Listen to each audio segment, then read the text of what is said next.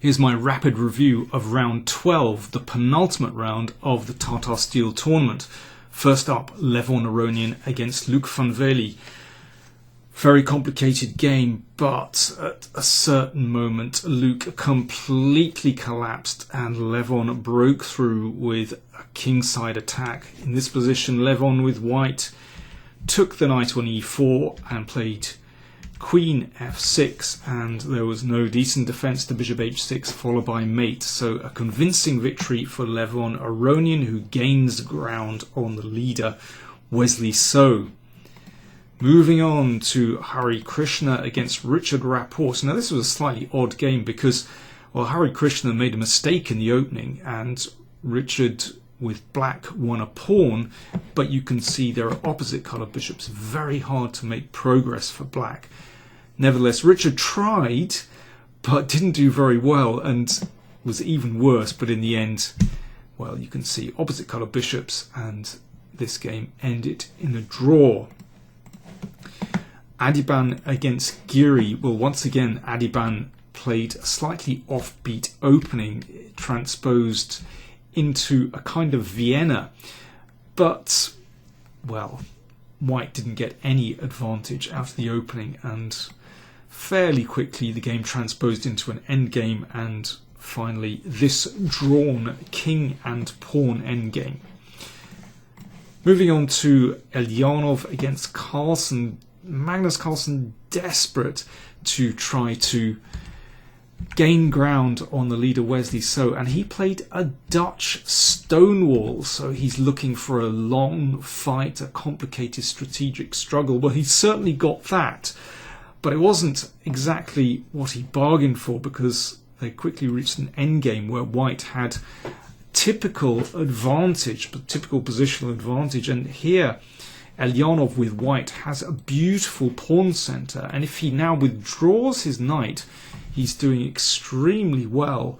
Not a pleasant position for Carlsen to defend.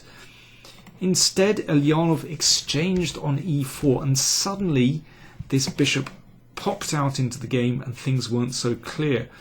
Round about here, let me see, round about here, material is even. You'd think it's probably going to be a draw. You know, white's centre is still pretty good, and this knight should be no worse than the bishop. But incredibly, Magnus, in complications round about the time control, managed to turn things around, and he won a pawn. Still not an easy game, not an easy position to win, but Magnus managed it. So, after 12 rounds, Magnus bounces back and he's just within half a point of Wesley So. More on that in a second.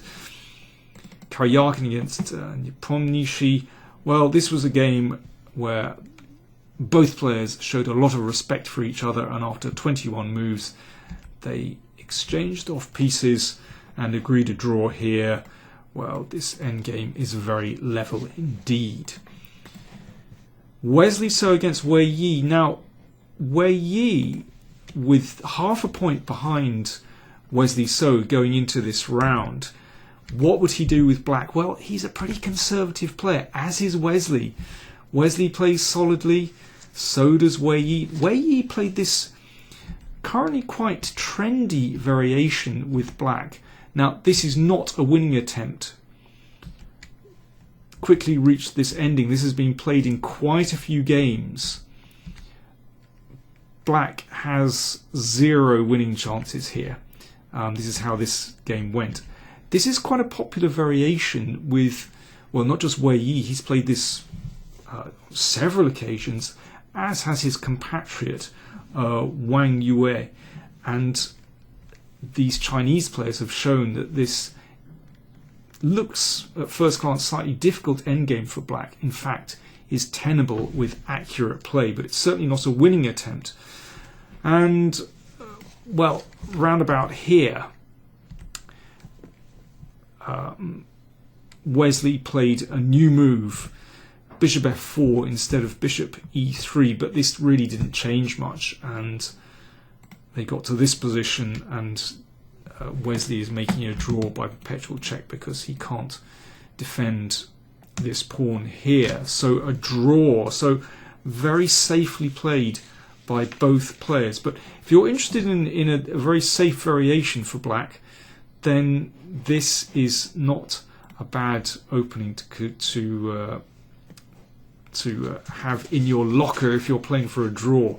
First popularised by Paul Keresh in Zurich 1953, where he scored 2.5 out of 3. There you go. I like my chess history. Let me see. And one more game. Wojtaszek against Andreikin.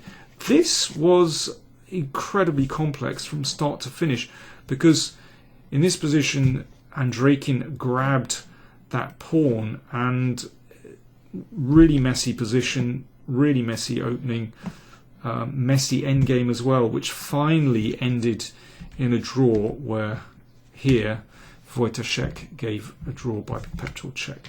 But an interesting game, both players trying very hard. So there we go. Only 2 decisive results in round 12. Aronian defeating Van Velde and Carlsen defeating Ilyanov. Now that means Wesley So goes into the last round with 8 points. 3 players just a half a point behind on 7.5. Carlsen, Aronian and Wei Yi. So any of those 4 could still win the tournament. Final round. Wesley So has black against Nepomniachtchi. Aronian has black against Andreikin. Wei Yi has white against Wojtaszek. And Carlsen has white against Karyakin. The duel continues.